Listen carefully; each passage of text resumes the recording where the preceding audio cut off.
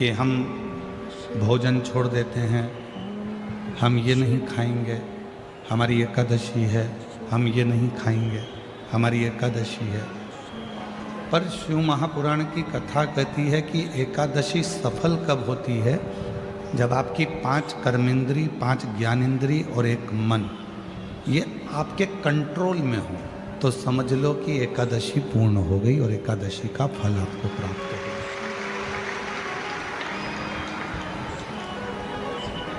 अब हमारी इंद्रियां हमारे कंट्रोल में नहीं है।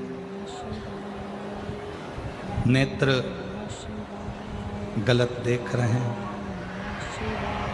जिह्वा गलत बोल रही है, कान गलत सुन रहे हैं, श्रवण शक्ति गलत जगह जा रही है, नेत्र गलत जगह जा रहे हैं, जिह्वा गलत बोल रही है।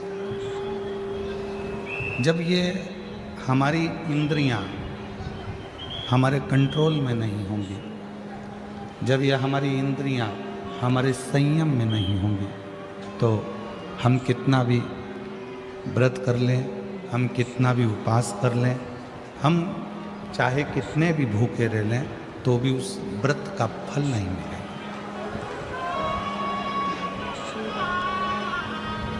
व्रत का फल कब मिलता है? कि नेत्र दिए रे तूने दाता बन के, नेत्र दिए रे तूने दाता बन के, और कभी नहीं दरस कियो, दयालु मैंने अवगुण बहुत कियो, अवगुण बहुत कियो, दयालु मैंने अवगुण बहुत कियो। और मुख तो दिया रे तूने दाता बन के, मुख तो दिया रे तूने दाता बन के, कभी नहीं भजन कियो, दयालु मैंने अवगुण बहुत कियो, कभी नहीं भजन कियो, दयालु मैंने अवगुण बहुत कियो, दयालु मैंने अवगुण बहुत कियो। ये संसार सागर में आने के बाद यदि मैंने अपनी इंद्रियों को संयमित नहीं किया, संसार सागर में आने के बाद हमने अगर अपनी इंद्रियों को काबू में नहीं किया, तो फिर ये मानव का देह बेकार है, फिर ये मानव का देह बेकार। अगर हम अपनी इंद्रियों को काबू ना कर पाए, प्रेशर खोलो, प्रेशर नहीं आ रहा, अंदर भी नहीं आ रहा, बाहर भी नहीं आ रहा, अपनी इंद्रियों को काबू करा, तो समझो कि हमने एकादशी का व्रत किया। कई लोग प्रदोष का व्रत करते हैं, हम उनसे कहते हैं कि आपने अपने कितने दोषों को समाप्त कर दिया। प्रदोष का व्रत कब सफल है? जब आप अपने दोषों को समाप्त करो। मैं गुस्सा नहीं करूंगा, गलत व्यसन नहीं करूंगा, गलत बात नहीं बोलूंगा, गलत चीज नहीं खाऊंगा, अपने दोषों को समाप्त करो। और जब हम अपने दोषों को समाप्त करते हैं, जब हम अपने दोषों को बिल्कुल शून्य पर लाकर छोड़ देते हैं, तो समझो कि हमारा प्रदोष का व्रत सफल हुआ। तब समझें कि हमने प्रदोष का व्रत किया। हमारे भीतर के दोष समाप्त नहीं हो रहा है, और हम सोचें कि व्रत कर लें, उससे भगवान राजी हो जाएगा, नहीं हो सकता। बोल बम का नारा है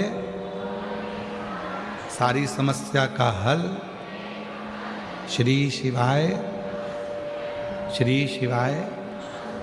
अपने भीतर के दोष को जिस दिन हमने समाप्त किया, उस दिन परमात्मा हमको मिले।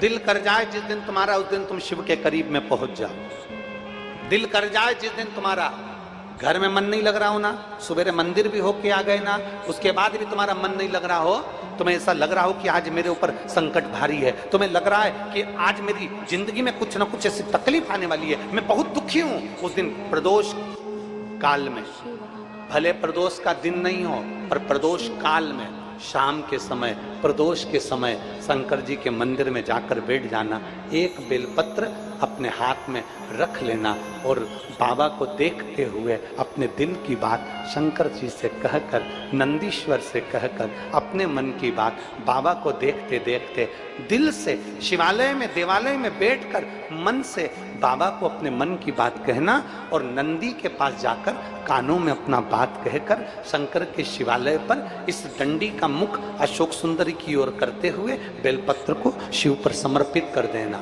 बाबा से कहकर आना, आज भले प्रदोष नहीं है पर प्रदोष काल मतलब शाम के समय हमने जो बाबा से कहा है, दूसरे दिन का जब प्रदोष काल आएगा, शाम का समय आएगा, तब तक मेरा बाबा कुछ ना कुछ हल जरूर निकालेगा और तेरे लिए मार्ग प्रशस्त जरूर करेगा।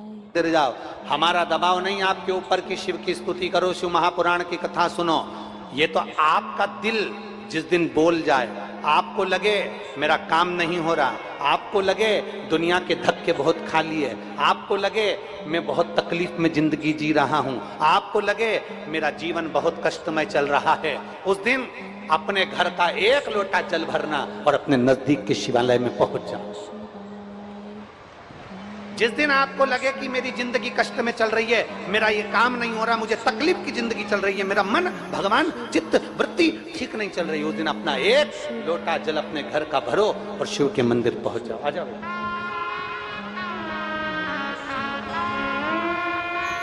खरीद कर नहीं दिया जाता सीहोर का रुद्राक्ष, पैसे से नहीं बेचा जाता सीहोर का रुद्राक्ष, कोरियर नहीं करा जाता सीहोर का रुद्राक्ष, यहां तक आपको खुद सीहोर पहुंचकर बाबा के आगे हाथ फैलाकर उससे रुद्राक्ष लेकर मांगकर लेकर आना और फिर उसका असर देखकर 3 महीने के अंदर हमको बताना कि रुद्राक्ष में असर करा कि ना।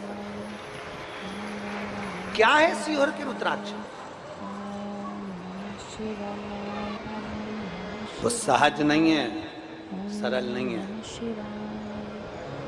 अच्छे अच्छे रिसर्च सेंटर रुद्राक्ष पर रिसर्च कर रहे हैं कि इस रुद्राक्ष में ऐसा क्या है कि लोगों का cancer, kidney, liver, thyroid, sugar, BP, psoriasis, kidney जैसी बीमारियां भी ठीक हो रही हैं। आखिर इस रुद्राक्ष में है क्या?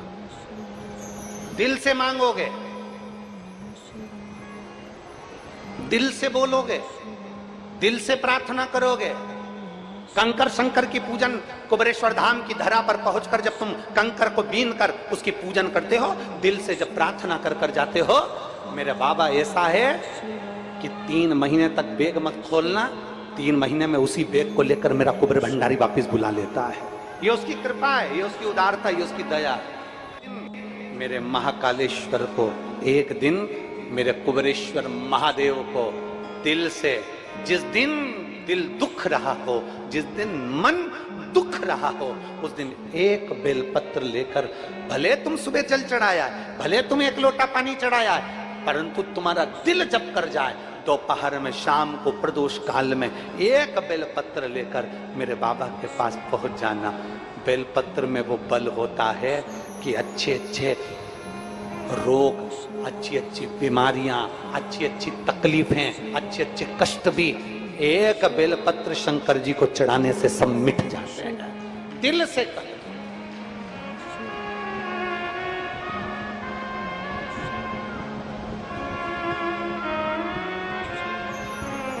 मेरे बाबा सुन भी लो ये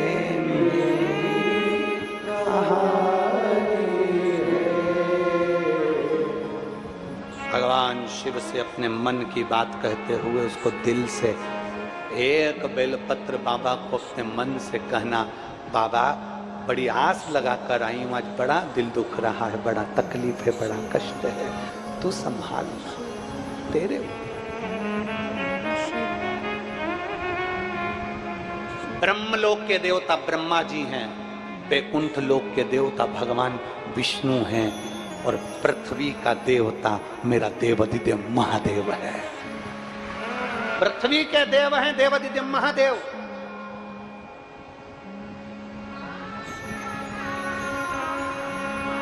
तुम्हारी एक बहन 50 किलोमीटर दूर रहती है और तुम्हारी एक बहन तुम्हारे गांव में रहती है, तुम्हें तकलीफ होगी, तुम 50 किलोमीटर वाली से कहोगे कि गांव वाली से कहोगे? जम के बोलो जरा, जम के बोलो जरा, गांव वाली से। तुम्हारा एक भाई तुम्हारे गांव में रहता है और एक भाई तुम्हारा 150 किलोमीटर दूर रायपुर में रहता है। तुम्हें तकलीफ होगी तो तुम रायपुर वाले से कहोगे कि गांव वाले से कहोगे? बोलो तो जरा, गांव वाले से। ब्रह्मा ब्रह्मलोक में, भगवान विष्णु वैकुंठ लोक में, पृथ्वी लोक के देवता हैं देवादिदेव महादेव। जब तुम्हारे दिल में दुख हो, तकलीफ हो, कष्ट हो, एक बेलपत्री लेकर जाना शंकर के मंदिर में। समय मत देखना कि दिन है कि रात है कि सुबह है कि शाम है। सारे देवताओं की पूजन में समय देखा जाता है, पर मेरे काल अधिपति महाकाल की पूजन में कोई समय नहीं देखा जाता। सारे देवताओं की पूजन में समय देखा जाएगा, पर काल अधिपति की पूजन में समय नहीं देखा जाएगा।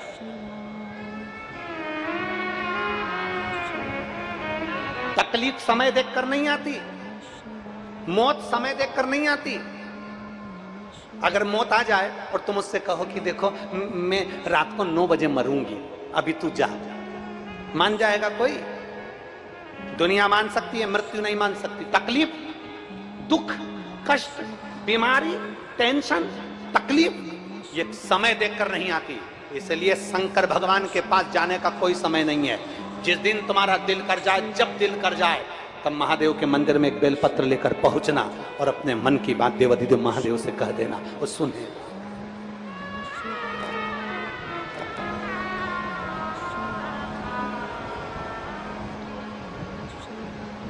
जिस दिन तुम्हारा मन कर जाए, जिस दिन तुम्हारा दिल कर जाए, जिस दिन तुम्हारा चित्त कर जाए, जिस दिन तुम्हारा हृदय कहता है कि आज मैं बहू, मेरे को बाबा से बात करना है, मुझे मेरे बाबा से बोलना है,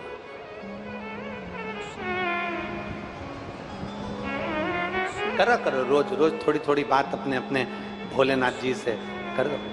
आप में से कितने लोग हैं जो शंकर जी के मंदिर में रोज बाबा से अपने दिल की बात कहकर आते हो? कहा करो। अपने बाप से नहीं कहोगे, अपने पिता से नहीं कहोगे तो किससे कहोगे? बेटी को ससुराल में तकलीफ होती है तो मायके में जाकर अपने पिता से कहती है, और संसार के लोगों को जब तकलीफ होती है तो महाकाल से कही जाती है, मेरे भोलेनाथ से कही जाती है, मेरे शंभू से कही जाती है। उसे कहो, मेरे बाबा सुन भी ये मेरी कहानी बड़ी दूर किनारा है, कश्ती भी पुरानी है, भोले बाबा सुन भी लो ये मेरी कहानी है। मैंने तुमको पुकारा है, मैंने तुमको पुकारा,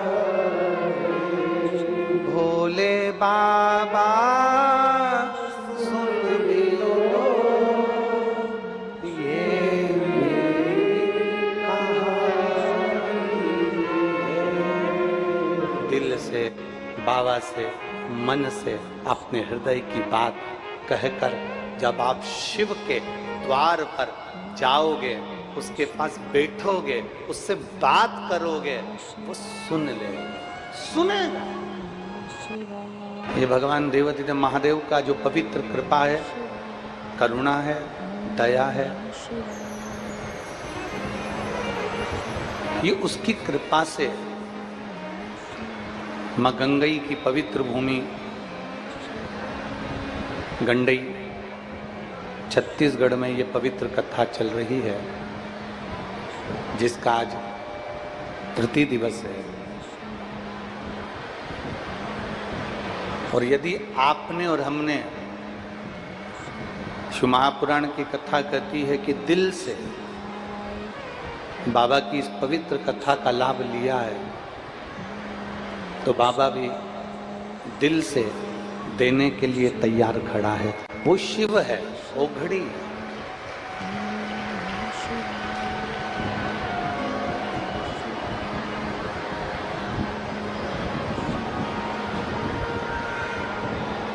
भगवान ब्रह्मा, विष्णु और महेश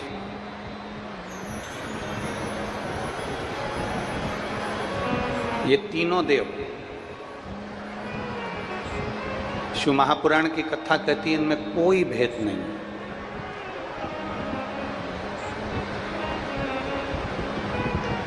कोई कहे तुमसे कि ब्रह्मा जी छोटे हैं, कि शंकर जी छोटे हैं, कि नारायण छोटे हैं, कि राम छोटे हैं, कि कृष्ण छोटे हैं, कि दत्त छोटे हैं, ना ना ना।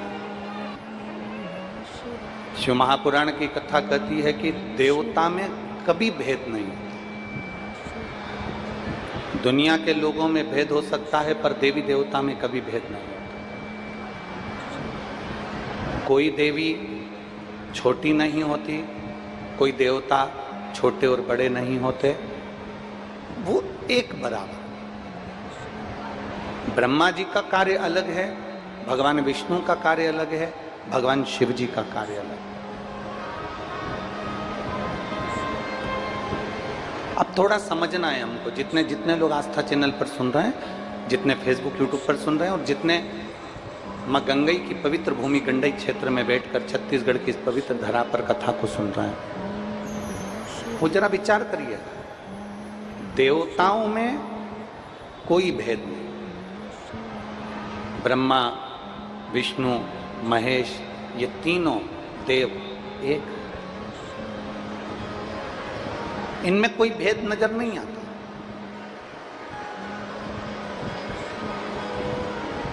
ये तीनों देवता हमको सिखाते हैं कि भगवान शंकर का जो अभिषेक होता है, वो 3 टेकी लगी होती है और उसके ऊपर कलश रखा होता है, और कलश में से एक एक बूंद पानी शिवलिंग के ऊपर गिरता है।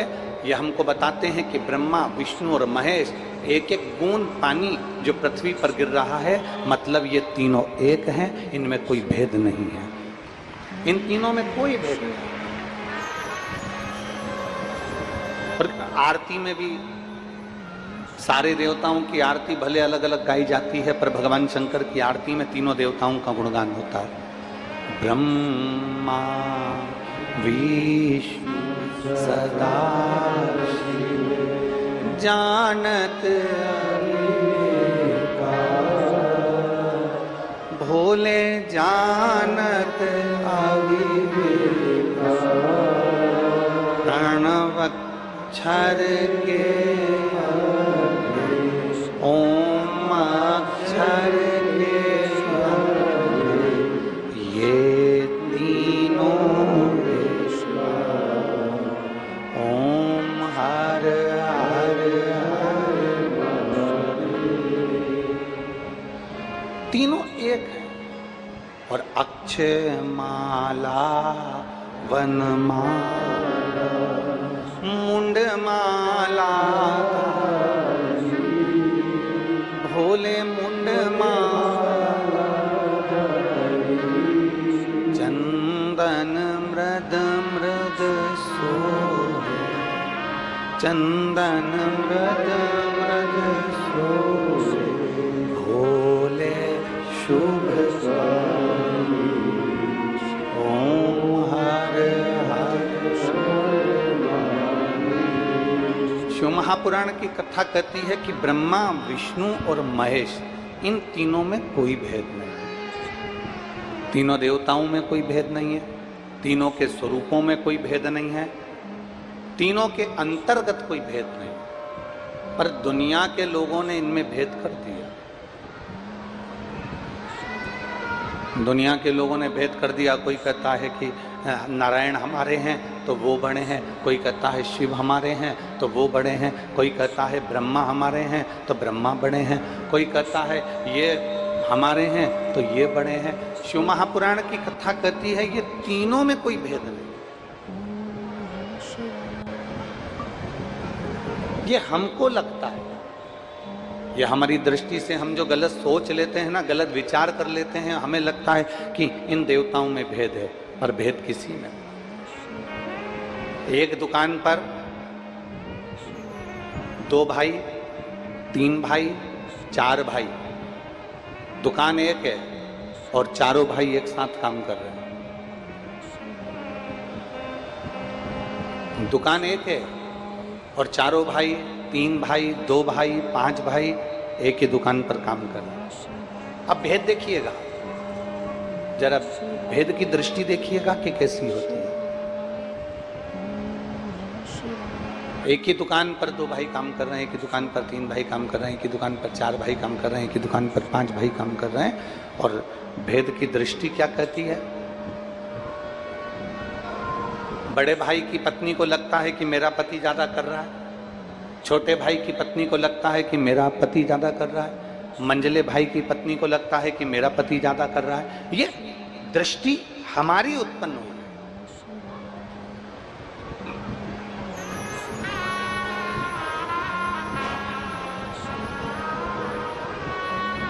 मां अपने बच्चे को बराबर का दूध पिलाती है।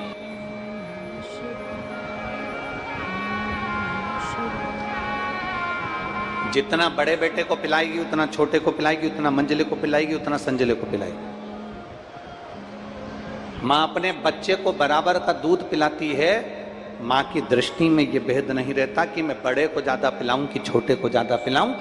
मां को अपने बच्चे की सुरक्षा का ध्यान रखना होता है, इसलिए मां उसको बराबर का दूध पिलाती है। उसी तरह परमात्मा में भेद नहीं होता। परमात्मा अपने बच्चों का ध्यान कैसे रखना है, संसार का ध्यान कैसे रखना है, जन्म लिए जीवों का ध्यान कैसे रखना है, जलचर थलचर वायुचर में ये जन्मे इन जीवों का कल्याण कैसे करना है, ये भगवान को ज्ञात होता है। इसलिए ब्रह्मा विष्णु और महेश में भेद नहीं है।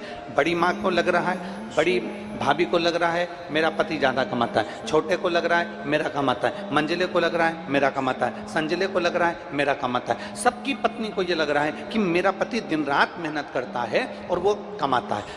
छोटा वो तो बैठा रहता है, मंझला वो तो बैठा रहता है, संजला वो तो बैठा रहता है। तो ये हमारी दृष्टि का भेद है।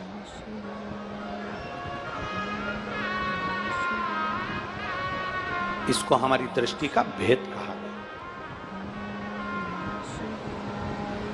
और दृष्टि के भेद में जब तक रहोगे ना, तब तक परमात्मा नहीं मिल सकता। जिस दिन आपने सोच लिया कि कोई भी देवता, कई लोग कह देते हैं कि अगर तुम देवी जी को नहीं पूछोगे तो वो रुष्ट हो जाएगी, तुम ये वाले देवता को नहीं पूछोगे तो रुष्ट हो जाएगा, तुम वो वाले देवता को नहीं पूछोगे तो रुष्ट हो जाएगा। ये कई लोगों के मन में भाव जागृत रहता है, कई लोगों के मन में ये चलता रहता है कि ये रुष्ट हो जाएंगे, वो रुष्ट हो जाएंगे। शिव महापुराण की कथा कहती है मां, पिता, परमात्मा और गुरु। जम के बोलो कौन कौन? पहले नंबर पर माता, दूसरे नंबर पर पिता, तीसरे नंबर पर परमात्मा, चौथे नंबर पर गुरु। माता, पिता, परमात्मा और गुरु अगर ये रुष्ट भी होते हैं ना तो अपने भक्त का कल्याण ही करते हैं। अपने भक्त का कल्याण ही करते हैं। माता अगर रुष्ट हुई है अपने बच्चे का कल्याण करेगी, पिता रुष्ट हुआ है अपने बच्चे का कल्याण करेगा, परमात्मा अगर रुष्ट हो गया तो वो भी अपने भक्त का कल्याण करते हैं, और गुरु अगर रुष्ट होते हैं तो वो भी अपने भक्त का कल्याण करते हैं। इनके रुष्ट होने पर कभी विचार नहीं करना कि ये रुष्ट हो गए। कोई कहे कि हमारी कुल देवी रुष्ट हो गई, कोई कह दे हमारे पितर रुष्ट हो गए, कोई कह दे हमारे ये रुष्ट हो गए। शिव महापुराण की कथा कहती है भगवान शंकर के शिवलिंग में नवग्रह देवता विराजमान है, भगवान शंकर के शिवलिंग में पितृ देवता विराजमान है, भगवान शंकर के शिवलिंग में कुल देवी कुल देवता सारे देव 33 कोटि देवता सब भगवान शंकर के शिवलिंग में विराजमान है। सारे ऋषि, सारी नदियां, सारे सरोवर, सारे पर्वत, सारे जलचर थलचर। कभी रुद्राष्टाध्यायी का आप स्मरण करेंगे तो उसमें आता है पर्वत भी शिव है, नदी भी शिव है, तालाब भी शिव है, सरोवर भी शिव है, पशु भी शिव है, पक्षी भी शिव है, जलचर भी शिव है, थलचर भी शिव है, पृथ्वी भी शिव है, आकाश भी शिव है, संपूर्ण ब्रह्मांड शिवमय है। तो एक शंकर के शिवलिंग पर जल चढ़ाने से हमारे पितृ और हमारे कुल देवता और हमारे ग्राम देवता, हमारे नगर देवता सब प्रसन्न हो जाते हैं। केवल एक देवादिदेव महादेव को जल चढ़ाने से, एक भगवान शंकर को जल चढ़ाने से सबकी प्रसन्नता हो जाती है, सबकी प्रसन्नता हो जाती है।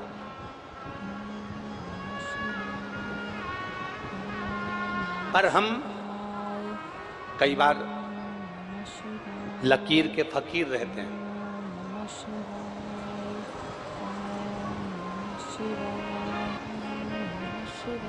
लकीर के फकीर।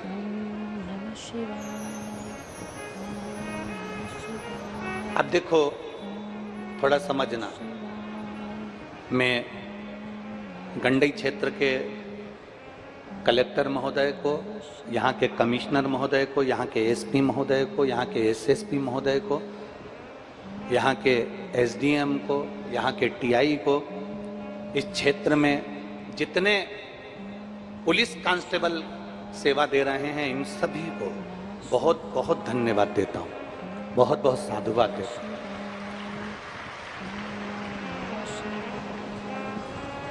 अभी तक हमने जितनी कथा करी उस कथा में जाने आने के लिए बहुत सारी रोडें होती थी, कम से कम 10 रोड 12 रोड रास्ते होते थे। पर गंडई क्षेत्र में जो कथा हो रही है इसके लिए एक ही रोड,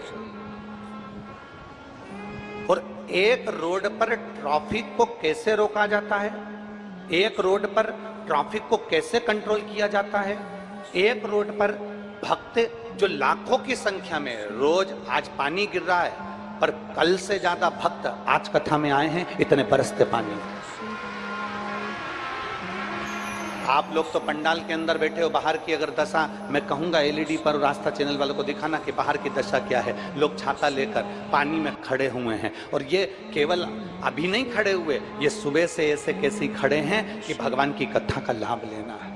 अब जरा विचार करो, ये 3 लाख 4 लाख भक्त जब एक साथ रोड पर निकलते हैं तो व्यवस्था देखने में पुलिस प्रशासन, हम उसको साधुवाद देते हैं। एक बार जोरदार ताली बजाकर पूरी पुलिस प्रशासन को साधुवाद दें। एक रोड, उस पर कैसे कंट्रोल करना, कैसे संयमित करना, किस तरह से कंट्रोल करना, किस तरह से भक्तों को छोड़ना, किस तरह से भक्तों को पहुंचाना, ये मैं कलेक्टर महोदय को, SP, SSP, commissioner, SDM, TI, एक एक को साधुवाद देता हूं। यहाँ की पुलिस एक एक कांस्टेबल को साधुवाद देता हूं, चाहे वो महिला कांस्टेबल हो चाहे पुरुष कांस्टेबल, सबको साधुवाद। आपका समझना, जनमानस को कैसे यहाँ तक पहुँचाना, कैसे रखना, कैसे इनको वापिस भेजना, इसकी संयमता, इसकी संयमता। अब कई बार क्या होता है, अब जरा समझिएगा, शिव महापुराण कहती है ना कि कई बार लकीर का फकीर काम हो जाता है। तो क्या होता है, कई बार एक व्यक्ति जा रहा था राजनंदगांव, अब उसने जो रास्ता पकड़ा उस रास्ते पे मालूम पड़ा आगे पुलिया बन रही है और पुलिया का काम चल रहा है, खड्डा हुआ है, इसलिए प्रशासन ने रास्ता दूसरा दे दिया कि अब एक काम करो कि तुम इस रास्ते से जाओ। अब वो तो जिद पे अड़ जाए, नहीं मेरे पिताजी 50 साल से इसी रास्ते पे से जाते थे तो मैं तो इसी रास्ते पे से जाऊंगा। अब वो तो जिद पे अड़ जाए कि नहीं मेरे पिताजी 50 साल से इसी रास्ते पे जाते थे तो मैं इसी रास्ते पे जाऊंगा। आप में से कई मेरी जीजियां ऐसी बैठी हैं, कई मेरे जीजा ऐसे बैठे हैं, कई मेरी बेटियां बैठी हैं, कई मेरे बेटे ऐसे बैठे हैं जो कई बार नहीं, हम ऐसे पूजन करते थे प्रदोष की तो हम ऐसे ही करेंगे, हम शंकर जी को ऐसे भजते थे तो हम ऐसे ही भजेंगे। नहीं, कई बार रोड पर से रोड को डिवाइड किया जाता है, परिवर्तित किया जाता है कि आप यहां से निकल कर जाओ क्योंकि रोड का काम चल रहा है। जो व्यक्ति जिद्दी होता है, नहीं मैं तो इधर से जाऊंगा, और गाड़ी लेकर चले जाता है और आगे जाके मालूम पड़े पुलिया में गिर जाता है, तो फिर दुख उसको भी होता है और दूसरे को भी होता है। शिव महापुराण की कथा कहती है, आप पहले क्या करते थे, आपकी जिंदगी पहले क्या थी, आप क्या चल रहे थे, आप क्या कर रहे थे, आप अपने जीवन को कैसे जी रहे थे। 15 साल, 20 साल, 25 साल, 30 साल, 14 साल, 20 साल पहले आपने क्या करा, वो आपकी जिंदगी अलग थी। क्योंकि अब रोड परावर्तित हो गया, अब रोड मार्ग दूसरा हो गया है, इसलिए हमको थोड़ा बदलाव की जरूरत है, हमारी जिंदगी को बदलाव की जरूरत है। अब माताएं लकीर की फकीर हो जाती हैं, मेरी सास ने मुझे इतना दुख दिया, मेरी सास मुझे रोटी बाद में खाने देती थी, मेरी सास कहती थी कि इतना पल्लू रखो, मेरी सास कहती थी कि ऐसे रहो, और तुम आज की बहू को कहती हो तू ऐसी रहे, मेरी सास ने ऐसा करा था, मेरी सास ऐसी कहती थी, मेरी सास ऐसी कहती थी। तो बताओ ईमानदारी से बोलो, तुम ज्यादा अपनी बहू को लकीर का फकीर बनाओगी, टॉर्चर करती जाओगी, टॉर्चर करती जाओगी, तो आज की बहू सुनेगी? अरे बोलो तो जम के नहीं, बल्कि तुम्हें सोचना चाहिए कि जो तुम्हारी सास ने तुम्हारे साथ करा, हम अपनी बहू के साथ नहीं करेंगे, उसको आगे बढ़ाएंगे। वो हमें सोचना, हमें विचार करना, हमारी दृष्टि ऐसी करना है। पर हम क्या सोच के बैठे, मेरी सास ने तो मुझसे घर लिपाया था, तो बहू से कह रही जा बाहर से गोबर लेकर आ, लिप। तो बहू ने कहा मम्मी यहाँ तो कोटा लगा है, यहाँ मार्बल लगा है, यहाँ तो अच्छी जमीन है, मैं कपड़े से पोछा फेरती थी। नहीं, गोबर लेके आ। फिर हमारी सास भी तो फिर बाती थी। फिर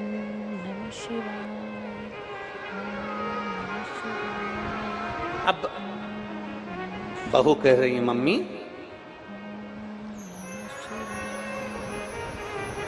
अब पहले के जमाने में सिवैया, क्या बोलते हैं इधर छत्तीसगढ़ में, सिवैया बोलते हैं और कुछ बोलते हैं, सिवैया ही बोलते हैं। पहले के जमाने में सिवैया मशीन से बनती थी क्या? अरे जम के तो बोलो। नहीं, क्या करती थी?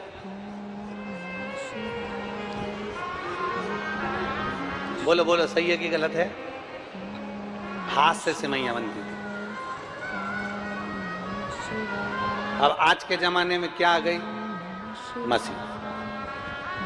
अब तुम बहू से कहो हमारी सास तो हाथ से सिवैया बनवाती थी, हाथ से बना।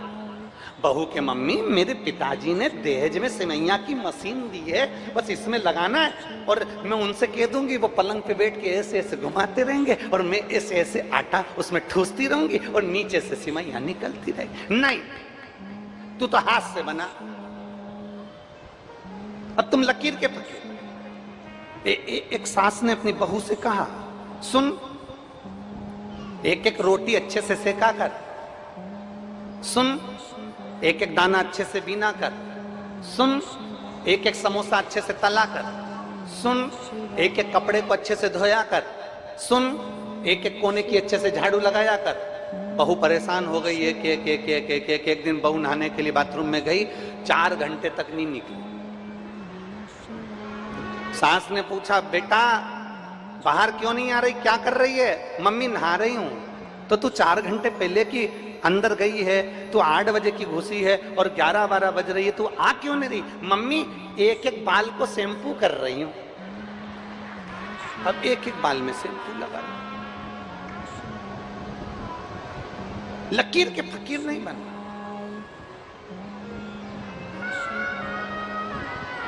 हम लकीर के फकीर बनकर चल रहे हैं।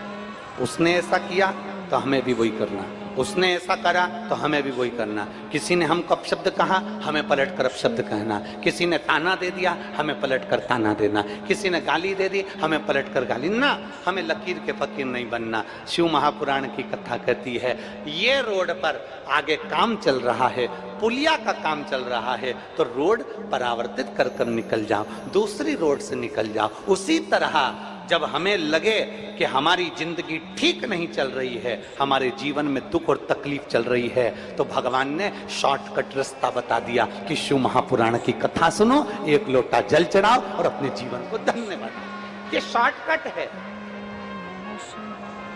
ना तुम्हें मंत्र की जरूरत है, ना तुम्हें तंत्र की जरूरत है, ना तुम्हें साधना की जरूरत है, क्योंकि घर में, कलयुग में, कलिकाल में किसी के पास समय नहीं है। कलयुग में, कलिकाल में किसी के पास समय नहीं है। रत्ती भर का समय कलयुग में नहीं है। बच्चा भी व्यस्त है, बूढ़े भी व्यस्त हैं, सब व्यस्त हैं, कोई फ्री नहीं है। इस कलयुग में आपको इतना समय नहीं मिलेगा कि आप तप करेंगे। इस कलयुग में आपको इतना समय नहीं मिलेगा कि आप साधना करेंगे। इस कलयुग में आपको इतना समय नहीं मिलेगा कि आप कहीं तीर्थ में जाकर बैठ जाएंगे। इस कलयुग में सबसे सरल, सबसे सहज, ना मंत्र, ना तंत्र, ना साधना, कुछ भी नहीं। इस कलयुग में एक साधन सबसे सरल है, जो गरीब से गरीब व्यक्ति और बड़े से बड़ा सेठ कहीं पर भी कर सकता है। एक लोटा जल सारी समस्या का। वो गरीब भी कर सकता है, वो अमीर भी कर सकता है, वो साधारण व्यक्ति भी कर सकता है, सात जात का व्यक्ति उसको कर सकता है। सात जात, बस उसको करने के लिए अपने भीतर के अहम को निकालना पड़ेगा।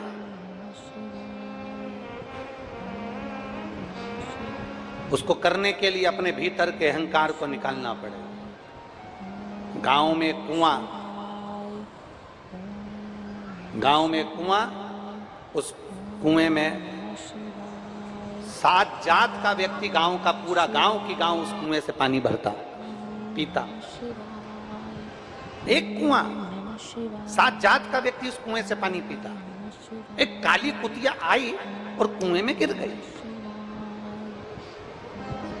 अब वो कुतिया कुएं के अंदर गिरी। अब वो कुआं बदबू मारने लगा, बहुत तेज बदबू मार रहा था। सारे के सारे गांव के लोग एक विद्वान व्यक्ति के पास में गए और उनसे पूछा, महाराज जी ये बताओ, अपने गांव में एक कुआं सात जात का व्यक्ति पानी पीता है और कहीं से पानी का साधन नहीं है, उसमें एक काली कुतिया आकर गिर गई है और बदबू मार रही है, क्या करें? महाराज जी ने कहा, एक काम करो, यज्ञ करवाओ। यज्ञ करवाया, बदबू नहीं गई। फिर किसी ने कहा, यहाँ भंडारा करवाओ, बदबू चली जाएगी। भंडारा करवाया, बदबू नहीं गई। फिर किसी ने कहा, कन्या भोज कराओ, कन्या भोज कराया, बदबू नहीं गई। फिर किसी ने कहा, भगवान की कथा करवाओ, कथा करवाई, बदबू नहीं गई। कुएं में से लगातार बदबू आती रही, आती रही, आती रही। गांव के लोगों ने सोच लिया, यज्ञ, अनुष्ठान, कथा, भंडारा सब करके देख लिया, कुएं की बदबू नहीं गई। अब लगता है कि इस कुएं में किसी का श्राप लग गया, इस कुएं में किसी का श्राप लग गया। अब छोड़ो इस कुएं को, दूसरा कुआं बनाएंगे। गांव के लोगों ने विचार करा, थोड़े दिन बाद नया कुआं बनाएंगे। 15 दिन के बाद उसी गांव में एक संत आ गए। सारे गांव के लोग हाथ जोड़कर बोले, बाबा जी, हमारे गांव में एक कुआं सात जात का आदमी पानी पीता है और उस कुएं में काली कलर की कुतिया आके गिर गई है, बदबू मार रही है। संत ने पूछा, तुमने क्या करा? संत ने पूछा, तुमने किया क्या? तो कहा, हमने यज्ञ करवाया, अनुष्ठान करवाया, भंडारा करवाया, कन्या भोज करवाया, हमने सब कुछ करवाया, कथा करवाई, कुएं की बदबू नहीं गई, नहीं गई। इतने में संत ने पूछा, तुमने कुएं में से कुतिया निकलवाई? कि बस महाराज, हमने ये नहीं करवाया। अब विचार करो, कुएं में कुतिया पड़ी है, बदबू मार रही है, हमने यज्ञ करवा लिया, अनुष्ठान करवा लिया, भंडारा करवा लिया, कन्या भोज करवा लिया, यज्ञ करवाया, कथा करवाई, पर कुएं में से कुतिया नहीं निकलवाई। संत ने कहा, कुएं में से कुतिया निकाल कर फेंक देते, पूरे पानी को उलीस देते, दूसरा पानी आना चालू होता, कुएं में से बदबू आना बंद हो जाती। शिव महापुराण की कथा कहती है, जब तक ये मन रूपी कुएं में अहंकार रूपी कुतिया पड़ी रहेगी, तब तक मेरा मेरा नजर आएगा। जिस दिन ये कुतिया निकल गई, भोलेनाथ सब तेरा नजर आएगा। ये अहंकार, ये अभिमान जब तक हमारे भीतर है, तब तक हमको लगता है कि मैं जो कर रहा हूं बहुत अच्छा कर रहा हूं, मैं जो कर रही हूं बहुत अच्छा कर रही हूं, मेरे बराबर दुनिया में कोई नहीं कर सकता। मेरे बराबर संसार में कोई नहीं कर सकता। और